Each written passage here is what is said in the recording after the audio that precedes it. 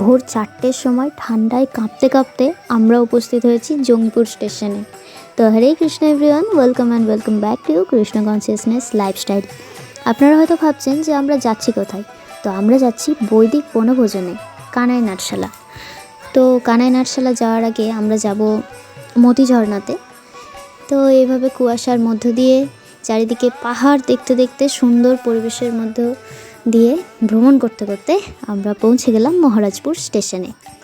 তারপর অটোয় করে প্রায় 35 টাকা মতো ভাড়া লাগে অটোতে, আর পাহাড়ি রাস্তা। তো আবার সুন্দর ভিউ, এত সুন্দর পরিবেশ সব দেখতে দেখতে আমরা টুকটুক করে পৌঁছে গেলাম মতি ঝর্ণায়। তো এই জায়গাটা দেখে অনেকেই হয়তো চিনতে পারছেন।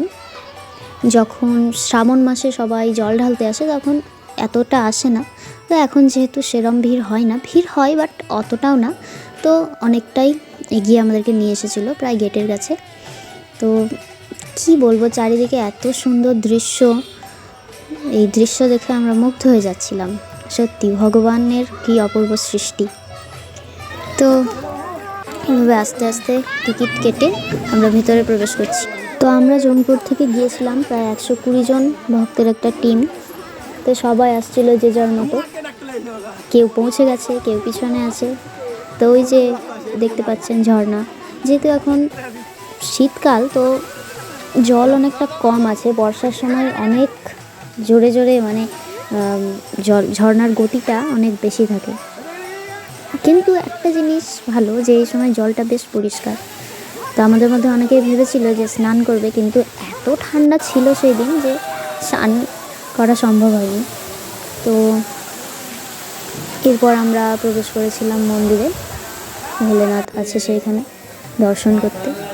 মন্দিরের ভেতরটাও খুব সুন্দর, পাহাড় কেটে মানে করা আছে। আপনারা যারা গিয়েছেন তারা হয়তো দেখেছেন। তো এই যে নদীটা, সেটা হচ্ছে অজয় নদী। অজয় নদী তো না, অজয় নদ। তো তারপর আমরা আবার টোটোয় করে চলে এলাম আমাদের গন্তব্যস্থল কানাই নাটশালা মন্দির।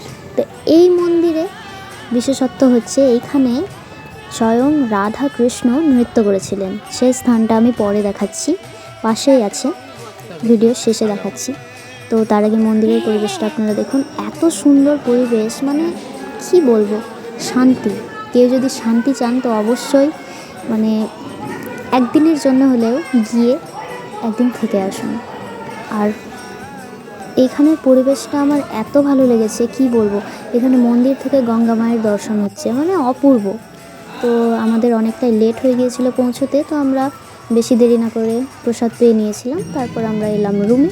তো তারপর ফ্রেশ হয়ে এদিকে চলে এসেছি সেবার জন্য। যেহেতু পিকনিক, তো সবাই মিলে তো একটু সেবা করতেই হবে, তাই না? তো এখানে সবাই মিলে সবজি বানাচ্ছিল। এখানে ময়দার সবজির জন্য ময়দাগুলো ভাজা হচ্ছে, আর ময়দা মেখে বাড়ি থেকে ধুয়ে নিয়ে আসা হয়েছিল, কারণ যেহেতু এটা অনেক টাইম লেগে যায়। আর প্রভু এখানে করছিল টমেটোর পেস্ট মেশিনে। আমি প্রথমবার দেখলাম এইভাবে, মানে ফোনে দেখেছি কিন্তু ফার্স্ট টাইম এরকম ডিটি কিচেনে ঢুকলাম। তো খুব সুন্দর এক্সপিরিয়েন্স হয়েছিল গিয়ে। মানে বৈদিক বনভোজন যে কাকে বলে, সত্যি এর আগেও অনেকবার মানে বনভোজন হয়েছে, কিন্তু এখানে আর আমাদের আকর্ষক কৃষ্ণপ্রভুর বীরযুবতী হরিকথায় তো আরোই সব কিছু সুন্দর করে দিয়েছিল। তো এখানে হচ্ছিল ভোগ আরতি, ভোগ লাগছিল। যেহেতু আমাদের যেতে প্রায় অনেকটা দেরি হয়ে গিয়েছিল, তো এখানে মন্দির থেকে অলরেডি রান্না হয়ে গিয়েছিলো। তো এখানে মধ্যাহ্ন ভোগ 12টায় ভোগ লাগছিলো, আর আমাদের যেটা রান্না হচ্ছে সেটা পরে ভোগ লাগানো হবে। তো এরপর ভোগ আরতি হচ্ছিলো। এই যে ভগবানের অপূর্ব দর্শন, আপনারা সবাই দর্শন করুন ভগবানকে। আচ্ছা, আপনাদের মধ্যে কে কে কানাই নাটশালা মন্দিরে গিয়েছেন? অনেকেই আশা করি গিয়েছেন। যারা গিয়েছেন তারা অবশ্যই আমাকে কমেন্টে জানাবেন। আর যারা না গিয়েছেন তাড়াতাড়ি একবার মন্দিরে যান, দর্শন করে আসুন, আর আপনার সুপ্ত ভগবত ভক্তিকে জাগরিত করুন। তো এই যে আমাদের ইস্কন প্রতিষ্ঠাতা আচার্য শ্রীল অভয়চরণ অরবিন্দ ভক্তিবেদান্ত স্বামী প্রভুপাদ, আর এখানে সবাই আনন্দে নৃত্য করছে। এদিকে সবজি বানানোর সেবা আছে, তাও আগে সবাই নৃত্য করবে, তারপর সবজি।